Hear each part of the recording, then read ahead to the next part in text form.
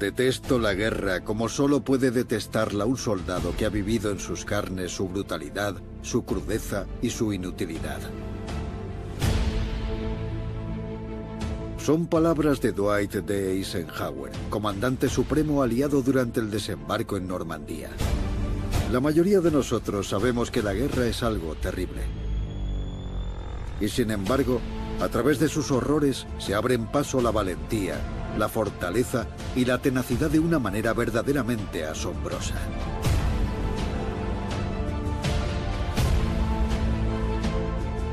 Hoy recordamos a hombres y a veces mujeres cuyas hazañas aún resuenan a lo largo de la historia.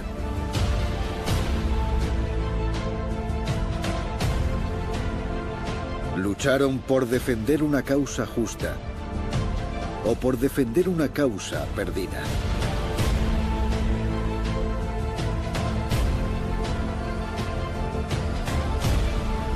Son grandes guerreros.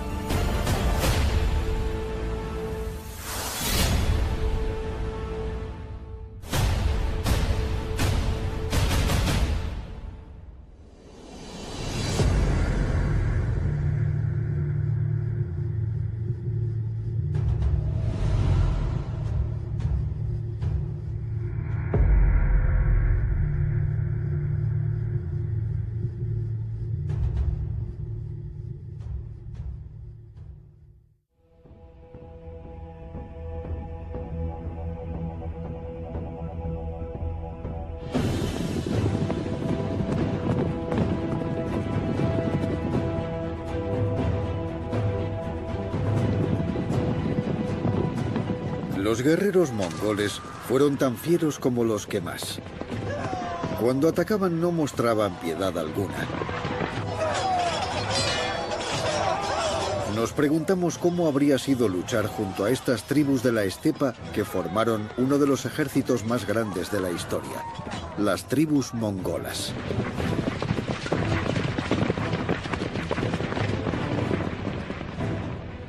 Canubis fue uno de esos guerreros, un jinete mongol. Su infancia fue dura, incluso para los estándares de los mongoles. Su nombre significa que no es humano, y era un nombre muy popular entre ellos, pues se creía que protegía a los niños de los espíritus malignos.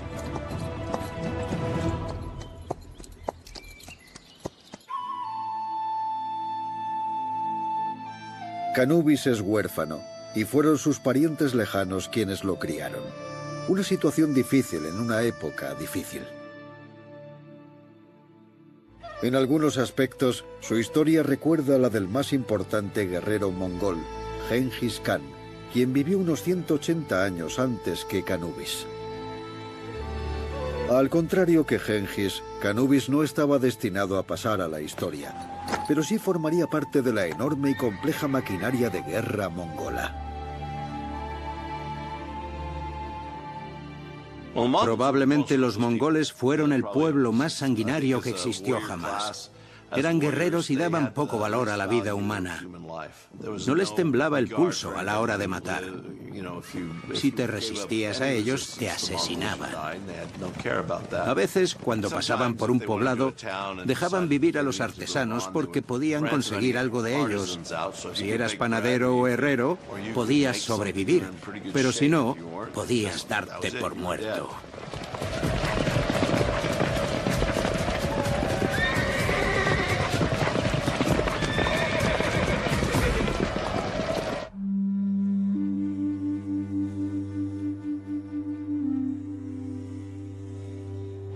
Alimentada a los caballos, puede parecer inofensiva, pero ese era precisamente el grito de guerra de los guerreros mongoles. Era la señal para comenzar a aniquilar y saquear poblados enteros.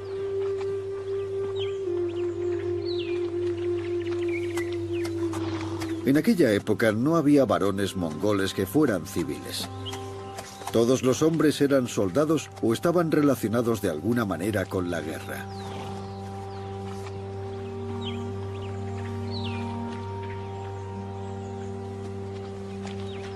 Ser guerrero era una forma de vida y no precisamente fácil.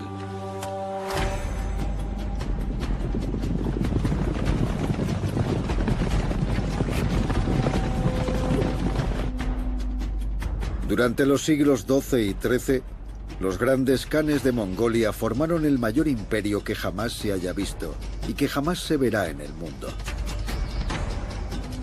La caballería mongola conformaba la vanguardia de su ejército e infundió el terror entre sus enemigos durante 150 años. Su brutalidad es legendaria. Pero al estudiar la historia de los mongoles, descubrimos que sus tácticas eran más complejas de lo que parece. El éxito de los mongoles radicó en su disciplina y también en su gran velocidad y en su reputación. Luchaban en pequeños grupos móviles de caballería y de una manera muy profesional. La palabra horda proviene de la palabra mongola ordu, que significa campamento. Esa es su etimología. Y sí, eran una fuerza muy disciplinada. Tal vez dieran el aspecto de estar desorganizados, pero funcionaban en grupos pequeños y a veces independientes que se agrupaban cuando la situación lo requería. Famosa por su ferocidad, la caballería mongola atacaba velozmente con sus arcos y con una eficacia devastadora. Eran guerreros que luchaban durante los inviernos, no como los europeos, y formaron parte del ejército que ayudó a crear el mayor imperio por extensión de terreno de toda la historia. Los europeos los llamaron demonios cuando se enfrentaron a ellos por primera vez en el siglo XIII. Aunque los guerreros europeos no se quedaban atrás en lo que a salvajismo se refiere, nadie fue tan violento como los mongoles, que asesinaron a millones de personas durante su frenética expansión. Al estudiar el funcionamiento de las sociedades militares a lo largo de la historia, comprobamos que algunas funcionaban muy bien simplemente porque sabían expandirse, como los romanos, por ejemplo. Los otomanos hicieron lo mismo, pero los mongoles utilizaron el miedo. Ellos arrasaban con todo. Llegaban a un poblado, lo quemaban de arriba a abajo, asesinaban a sus habitantes y se marchaban. Cuando esto ocurría, nadie quería volver a adentrarse en esa zona por si acaso los mongoles decidían volver por allí. Tenían mucho miedo y no hay duda de que ese miedo, que formaba parte de la cultura militar mongola, fue una de las razones de su éxito.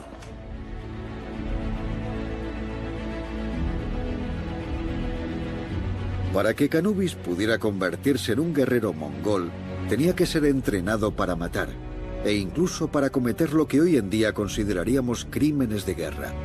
Pero no olvidemos que aquellos eran otros tiempos.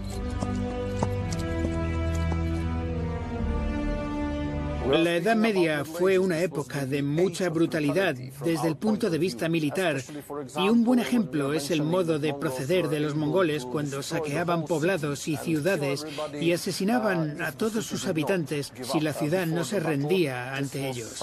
Era algo habitual y que los guerreros europeos consideraban muy normal.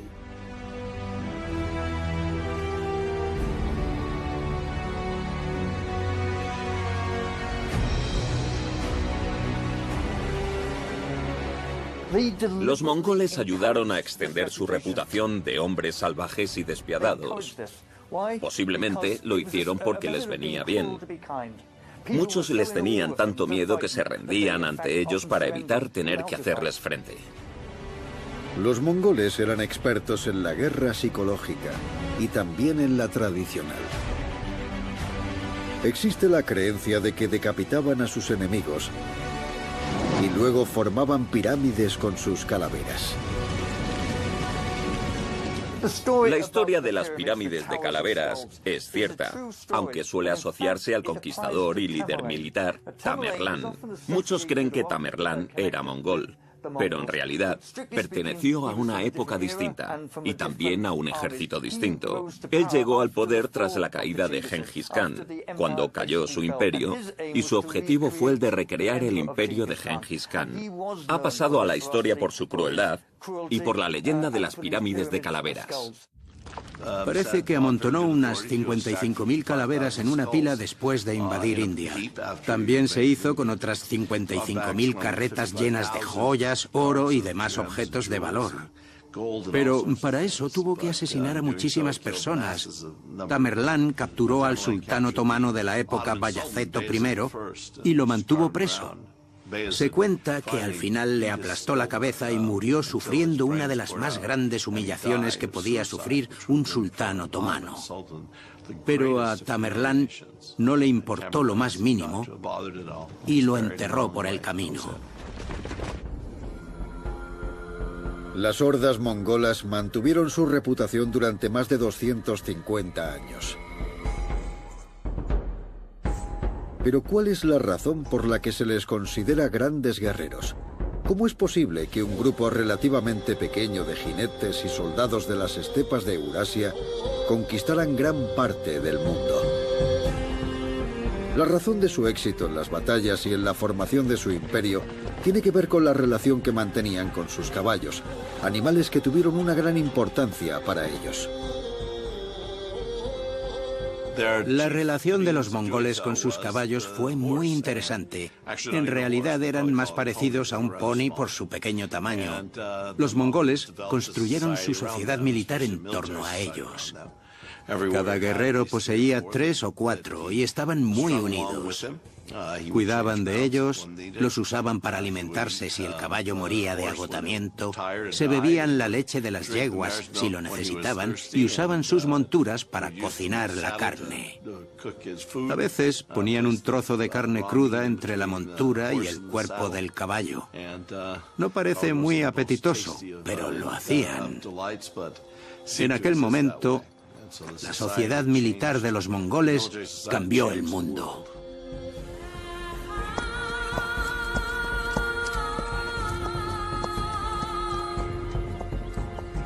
Se cuenta que los niños aprendían a montar a caballo antes de aprender a andar. No sabemos si es cierto, pero podría serlo. Su relación con los caballos, combinada con su férrea disciplina, fueron la razón de su efectividad. También son conocidos por su habilidad con el arco corto. Fueron grandes arqueros. Se daban la vuelta subidos al caballo y disparaban hacia atrás. Aprendían a hacer esas cosas desde que eran muy jóvenes. Posiblemente en el mundo no hayan existido mejores jinetes que los guerreros mongoles. Sabían cómo cuidar bien de sus ponis, cómo alimentarlos apropiadamente durante sus largas marchas, qué darles de comer y de beber. Y aprovechaban todas las facetas de sus caballos mientras estaban vivos, pero también cuando morían. Los romanos, por ejemplo, se dieron cuenta de que los hunos eran uña y carne con sus caballos, eran como un solo ser vivo. Y los mongoles adoptaron esa idea años después. Si estudiamos la relación de los caballeros medievales con sus caballos, nos damos cuenta de que ninguna supera a la de los mongoles. Vivían sobre los caballos, dormían sobre los caballos, disparaban sus flechas en todas direcciones sobre los caballos, combatían sobre ellos, pero también sabían cuándo debían bajarse de ellos para que descansaran y pastaran libremente. Los caballos mongoles eran fuertes, resistentes y rápidos. Los jinetes tenían a su disposición 4 caballos, a veces más, y los utilizaban indistintamente durante las campañas. Así, los caballos no sufrían agotamiento. Eso significa que el ejército mongol se desplazaba mucho más rápido que cualquier otro ejército de la época. Llegaban a recorrer entre 100 y 160 kilómetros en un solo día. Los mongoles eran guerreros, pero también eran nómadas. Normalmente los nómadas luchaban de una manera muy concreta. Por supuesto, recurrían a sus caballos, lo cual quiere decir que al tratarse de jinetes podían moverse de un sitio a otro rápidamente. Luchaban con arcos y con lanzas, obteniendo cierta ventaja sobre sus enemigos. A veces fingían que abandonaban la batalla, incluso durante un periodo de tiempo considerable, pero lo que hacían era volver por la retaguardia para sorprender al ejército enemigo y caer sobre él de manera fulminante.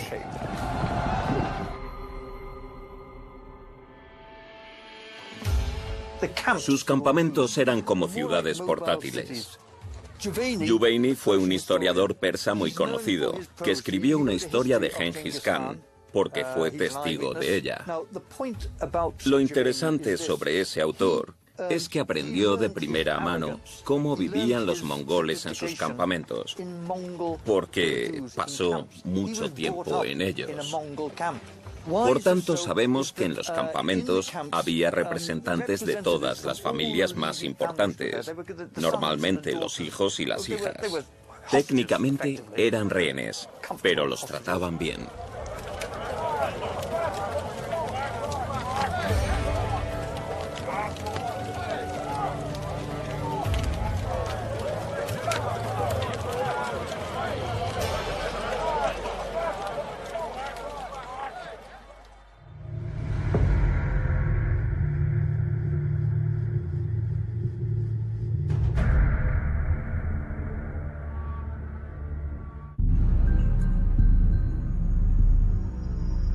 La historia no puede explicarse a través de estereotipos. Si viajamos hoy a Mongolia y dejamos atrás su moderna y desarrollada capital, Ulan Bator, descubriremos que muchos mongoles todavía llevan un estilo de vida nómada o seminómada. Familias enteras viven en tiendas de campaña llamadas yurtas, dispuestas a lo largo de la estepa tal y como ocurría varios siglos atrás. Se mueven de un lugar a otro con sus animales en busca de nuevos pastos. Los mongoles que viven en estas pintorescas pero difíciles condiciones no cambiarían este lugar por las cómodas y modernas ciudades.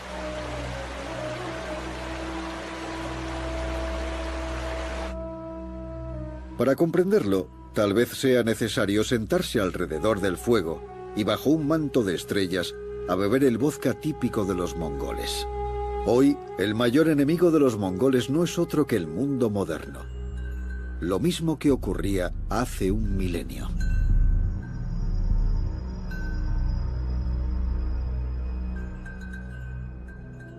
Canubis lo sabía, a pesar de que vivió hace 800 años. Fue un ejemplo claro de lobo solitario. Aunque en realidad nunca estaba solo, porque siempre lo acompaña su caballo. Consideramos a la sociedad mongola como una sociedad militarizada, porque desde que nacían hasta que morían, organizaban todos los aspectos de su vida como si estuvieran en un ejército. Les enseñaban a vivir así y a combatir desde que eran niños. A Canubis le enseñaron muy pronto a pelear y a lanzar flechas. Esto último es lo que define a un guerrero mongol. ¿Pero qué armas utilizaban en el combate cuerpo a cuerpo? Los mongoles eran grandes jinetes y arqueros, eso está claro. Todos los jinetes sabían tirar flechas mientras iban a caballo. Se daban la vuelta en la montura y disparaban flechas hacia atrás. Así conseguían un tiro más limpio porque no les molestaba la cabeza del caballo. Y eran sorprendentemente precisos. No paraban de lanzar flechas mientras cabalgaban. Todo eso les daba ventaja sobre sus enemigos, porque la movilidad de los mongoles era mucho mayor y se aprovechaban de ello.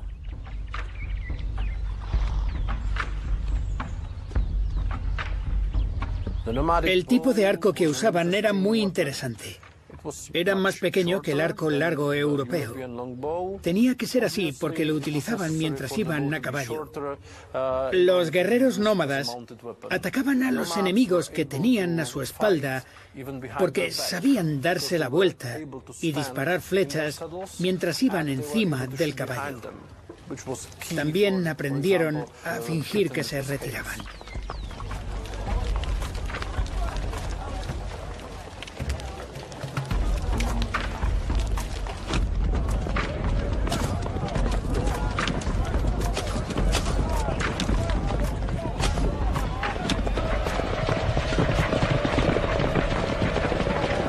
Los ejércitos mongoles también dispusieron de caballería pesada. Esos jinetes, al igual que sus homólogos europeos, portaban lanzas y llevaban armadura, espadas y daga para el combate cuerpo a cuerpo. Pero el resto de la caballería mongola utilizaba unas armaduras muy ligeras, demasiado en algunos casos. Solían llevar ropa interior de seda. El motivo es que la seda puede absorber parte del impacto de una flecha, aunque no lo detiene por completo. La punta de una flecha no atraviesa la seda, lo que hace que sea más fácil defenderse ante los ataques de los arqueros enemigos. Eso les permitía limitar bastante el daño causado por las flechas.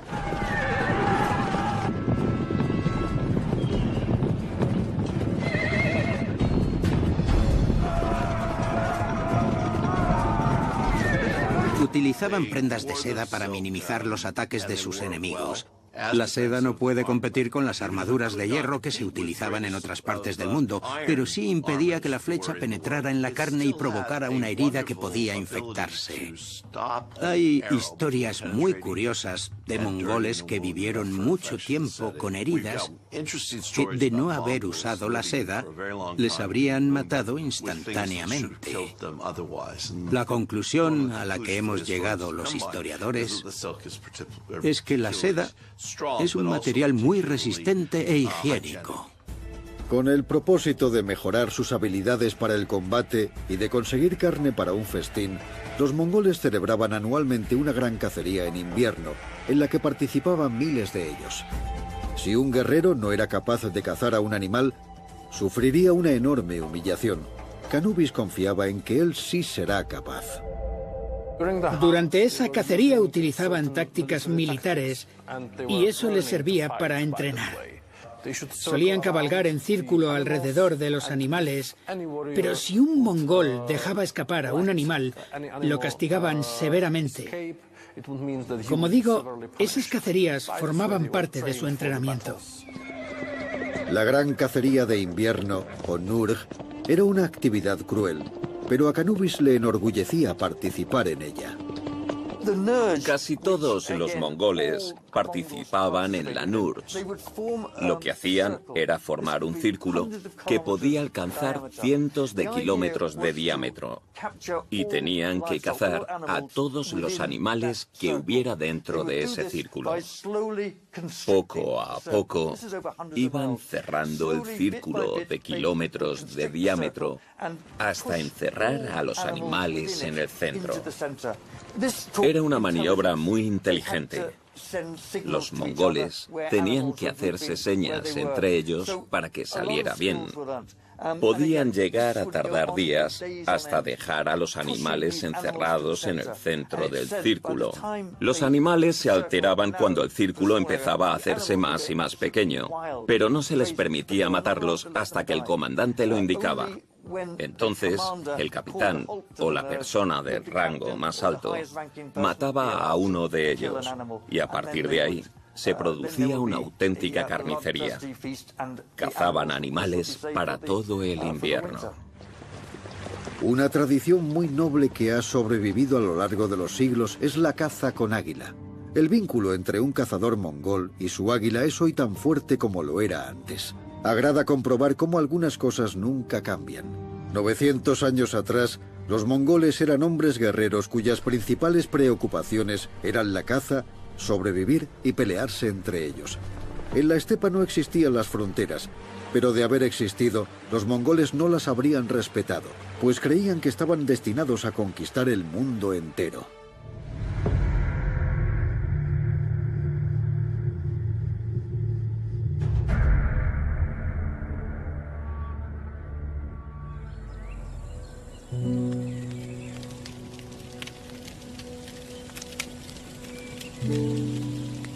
Pero para conquistar el mundo necesitaban un líder.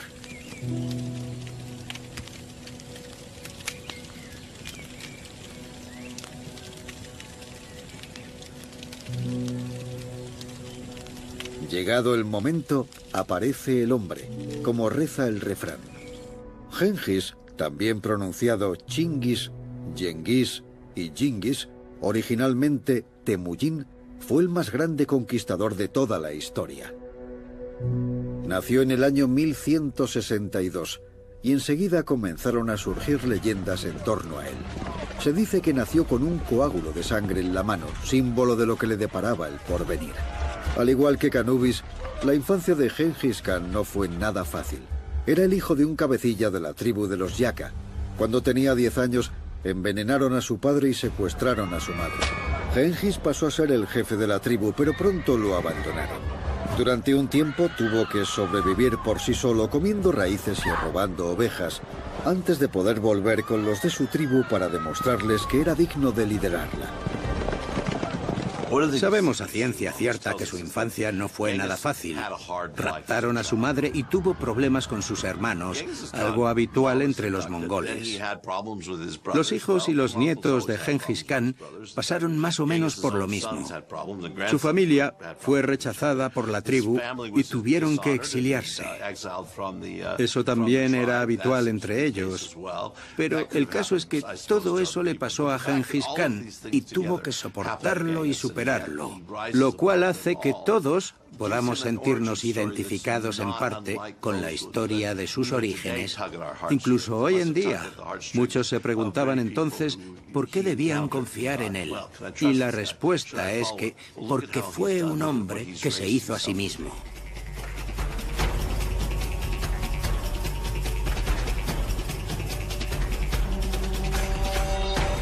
El primer gran logro de Gengis fue el de unir a todas las tribus de la estepa en una sola.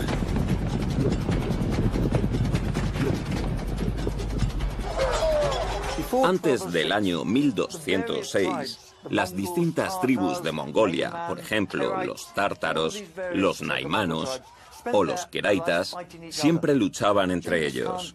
Gengis Khan los unió a todos y acabó con ese sistema de tribus. Y al desaparecer las tribus, todos se convirtieron sencillamente en mongoles. Dividió a sus unidades en tropas de 10 hombres usando un sistema decimal. Esos 10 hombres obedecían a un líder. Los líderes de esas tropas obedecían a otro líder de 100 tropas. Esos líderes de 100 tropas obedecían a los líderes de 1000 tropas. Y así sucesivamente. Eran la élite del ejército, elegidos por el propio Gengis y cuya lealtad estaba fuera de toda duda. Una vez unificadas las tribus, el imperio mongol comenzó a expandirse por Persia y China, y se produjo la primera victoria mongol sobre los rusos. El genio militar de Gengis Khan estaba a la altura del de Alejandro Magno o Napoleón.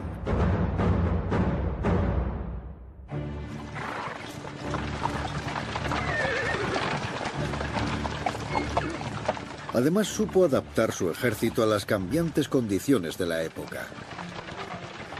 Por ejemplo, cuando comenzó la expansión del imperio mongol, casi todas las tropas de su ejército eran de caballería, lo cual resultaba muy práctico cuando se enfrentaban a otras tribus nómadas mongolas.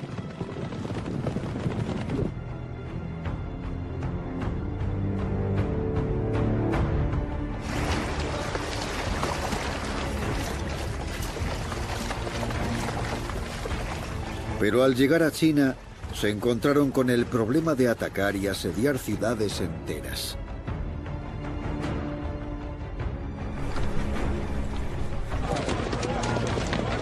Gengis Khan capturó a ingenieros enemigos y les dio a elegir entre una muerte lenta y dolorosa o unirse a su gran ejército.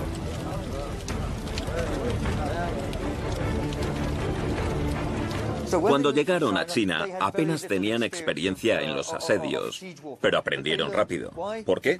Porque incorporaron a gente de fuera a sus ejércitos. Pronto, los mongoles comenzaron a asediar grandes ciudades utilizando trabuquetes, escaleras de asedio, catapultas, aceite hirviendo y técnicas de asedio parecidas. Así lograron asediar la ciudad de Sondu, o como se conoce actualmente, Pekín. Más tarde, el emperador Aizón de la dinastía Jin se suicidó allí para no ser capturado por Gengis. El mundo empezaba a conocer las consecuencias de enfrentarse con las hordas mongolas. Finalmente, Gengis Khan lideró un imperio que se extendió desde el noreste de China hasta el mar Caspio. En total 28 millones de kilómetros cuadrados. Pero no duraría eternamente.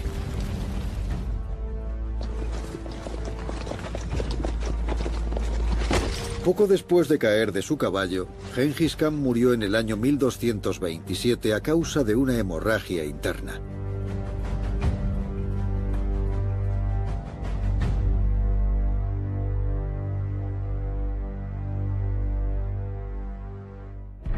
Aún después de su muerte, los mongoles continuaron con sus tradiciones militares. Eran lo bastante listos como para conocer sus limitaciones y no dudaron en adaptar tácticas bélicas de los persas y los chinos. Gracias a los chinos, los mongoles conocieron la pólvora. Durante mucho tiempo los historiadores no les hemos otorgado el mérito a los pueblos nómadas de haber utilizado y difundido la pólvora, pero parece que la única conexión entre los pueblos del este y los del oeste fueron los mongoles. Cuando hemos revisado las campañas mongolas de principios del siglo XIII, hemos descubierto que los mongoles sí que usaron la pólvora. Fabricaban bombas de poca potencia e incluso un tipo de lanzallamas muy rudimentario. Las bombas las usaban, por ejemplo, para volar muros y cosas así. Repito, no eran muy eficaces debido a su poca potencia. Pero sí, los mongoles utilizaron la pólvora. Gracias a ella, los ejércitos mongoles eran ahora mucho más temibles. Eran fuertes, pero también eran inteligentes. Los experimentados jinetes, a lomos de los veloces caballos, eran capaces de efectuar maniobras con una rapidez asombrosa para sorprender a sus enemigos. Algunas de esas tácticas eran las emboscadas, los ataques en relámpago y las oleadas, o la ya mencionada retirada falsa, según la cual los mongoles fingían que se retiraban para luego volver a atacar por sorpresa.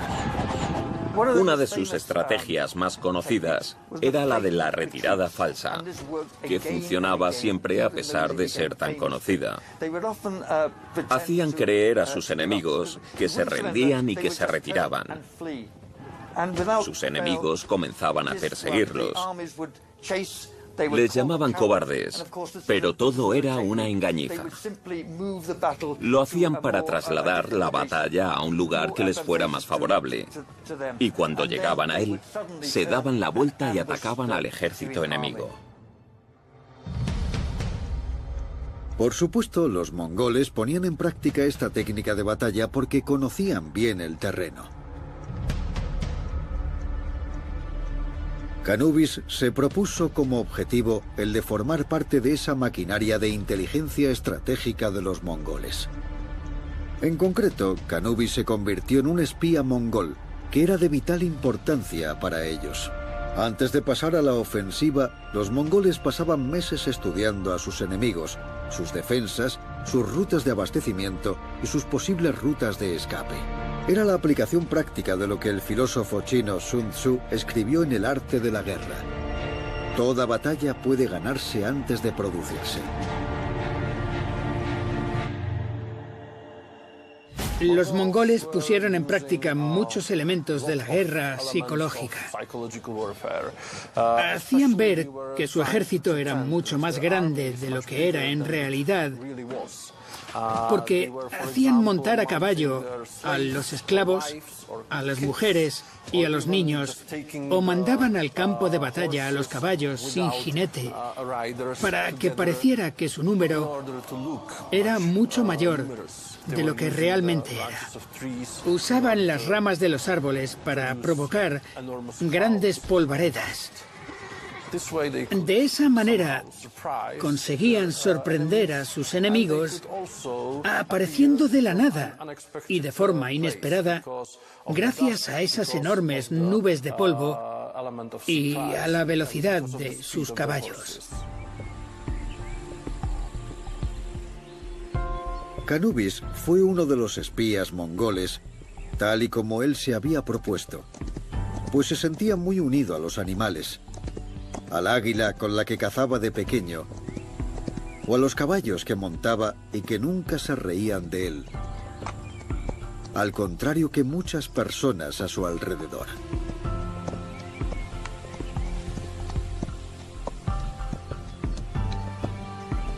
A él no le importaba llevar una vida solitaria, pero nunca imaginaría la importancia de los mensajes que pronto haría llegar a todos los rincones del vasto imperio mongol.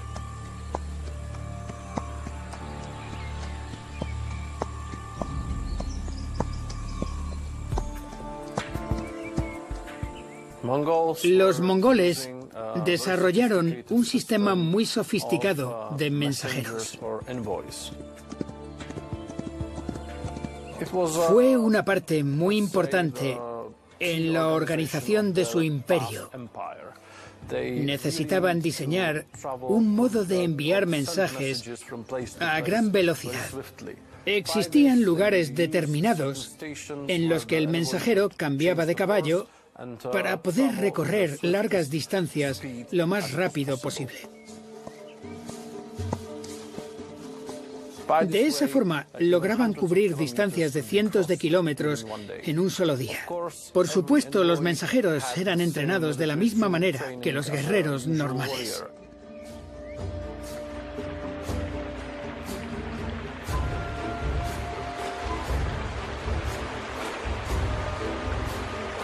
En el imperio mongol, las comunicaciones a larga distancia se basaban en rutas conocidas como yam. Estas rutas funcionaban como estaciones de relevo y les permitían enviar mensajes de manera rápida y eficaz. El primer mensajero viajaba a caballo hasta el yam más cercano, en donde había otro mensajero esperando para relevarlo. El primer mensajero se recuperaba del viaje mientras el segundo viajaba hasta la siguiente estación, y así sucesivamente. Yo creo que antes de la era moderna, las comunicaciones se producían de manera más rápida de lo que creemos. Contaban con auténticos servicios de mensajeros. Al menos ese fue el caso de los mongoles. Y esos mensajeros usaban varios caballos en sus viajes durante varios días. Y eran muchas las personas que hacían posible la transmisión de un solo mensaje concreto. Durante su etapa como mensajero, Canubis atravesó la ruta de la seda, de la que se decía que una dama con un plato de oro sobre la cabeza podía transitar con seguridad de una punta a la otra.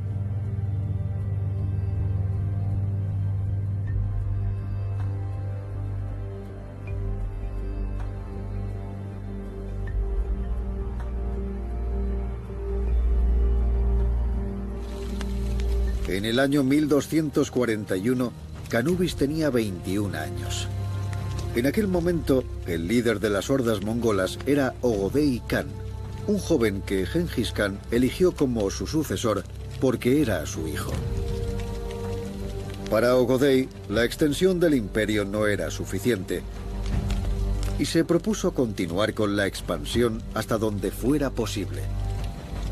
Quizás hasta el límite mismo del mundo conocido.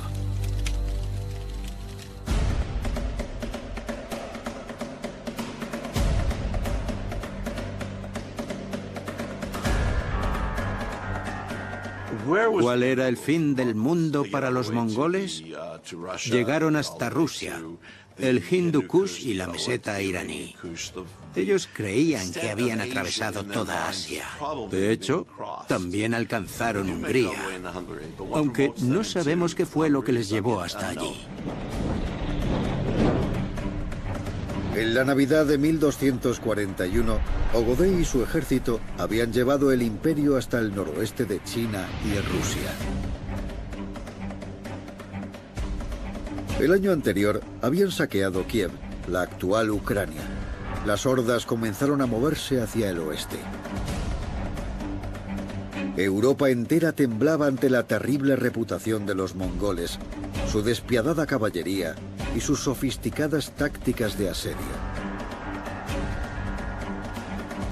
Cuando el ejército mongol llegó a Hungría, el rey Bela IV le hizo frente en la batalla de Moy. Pero ni siquiera los fuertes húngaros fueron rival para los mongoles. En Europa, Los mongoles combatieron contra el ejército húngaro, lo cual es muy interesante porque los húngaros también fueron un pueblo nómada como los mongoles, así que ambos compartían algunas tácticas de batalla. Estamos hablando del siglo XIII, y en esta época el ejército húngaro era un ejército típicamente europeo, con caballería pesada, armaduras, y que usaba tácticas de batalla a distancia. Por otro lado, los mongoles usaban tácticas típicas de los pueblos nómadas, como los ataques relámpago o la caballería ligera, y contaban con el factor sorpresa. De alguna manera, fue una guerra entre los europeos y los nómadas. Durante la batalla de Moy, se estima que el ejército de Ögödei asesinó a 1 millón de húngaros.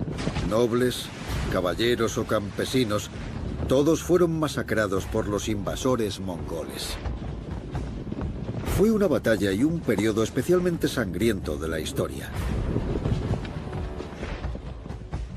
Y tras Hungría, llegó el turno del resto de Europa. En diciembre de 1241, los cristianos europeos temblaban de miedo. Y entonces ocurrió un milagro. Al gran Ögödei Khan, hijo del mismísimo Gengis Khan, siempre le había gustado la bebida. Una noche de ese mes de diciembre, bebió tanto que acabó muriendo. Tenía 65 años.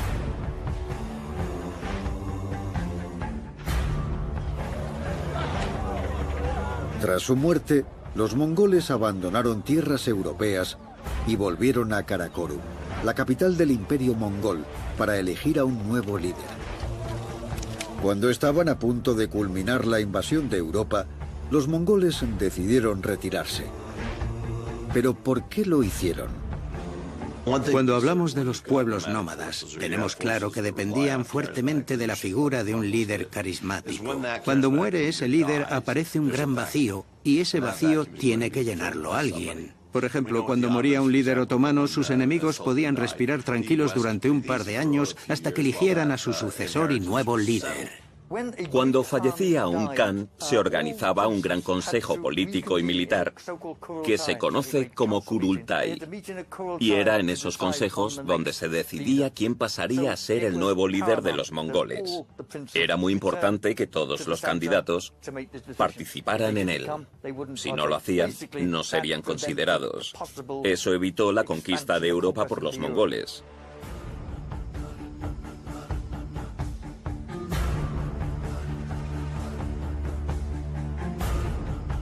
Después de retirarse de Europa, en 1242, los ejércitos mongoles continuarían con sus saqueos y sus invasiones, pero ninguna tuvo la importancia de antaño, y la retirada de Europa supuso el principio del fin del imperio mongol.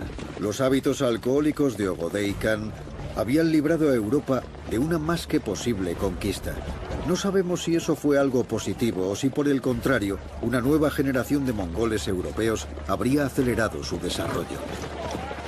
Lo más probable es que hubiera conquistado Europa, pero tal vez eso no habría sido algo negativo. Recordemos que Irán fue conquistado por los mongoles, lo que se llamaría con el tiempo el Ilkhanato, y al final se puede decir que salieron beneficiados. Los mongoles tenían la capacidad de absorber culturalmente a los distintos pueblos. Cuando conquistaron Irán, se formó un estado multiétnico y multicultural que controlaron con los persas.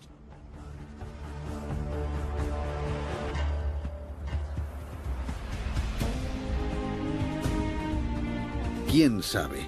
Una vez que acababa la invasión, los mongoles eran dirigentes ciertamente benévolos. Pero no han pasado a la historia por su tolerancia, su inteligencia o sus habilidades como administradores. Recordamos a los mongoles por sus grandes líderes, sus conquistas y la ferocidad de sus guerreros, pues sin duda, fueron grandes guerreros.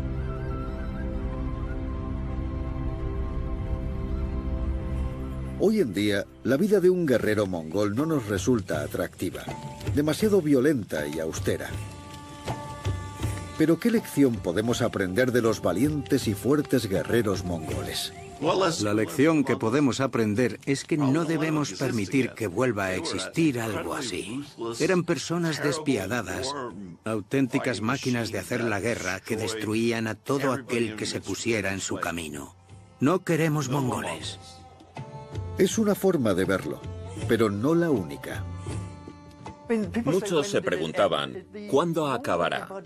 Pero el imperio mongol no acabó nunca. Tras su periodo en Irán, sencillamente se desvanecieron. No es que volvieran a casa. Y los iraníes continúan allí. En China, la dinastía Yuan también terminó. Y el Khan volvió a Mongolia acompañado de su ejército. Pero los millones de personas que formaron parte de esa dinastía no se fueron a ninguna parte. La cultura mongola fue asimilada por todos ellos. El error más grave que comete la gente cuando habla de los mongoles es que piensan en ellos como una sola entidad que se expandió por todo el mundo. Y no fue así. Fue más bien un movimiento revolucionario que lo transformó todo.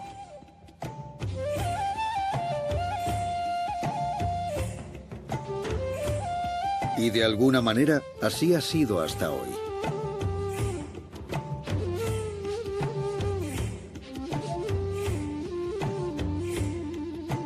Aunque no seamos conscientes de ello, tal vez aún existe el espíritu del Gran Khan dentro de todos nosotros.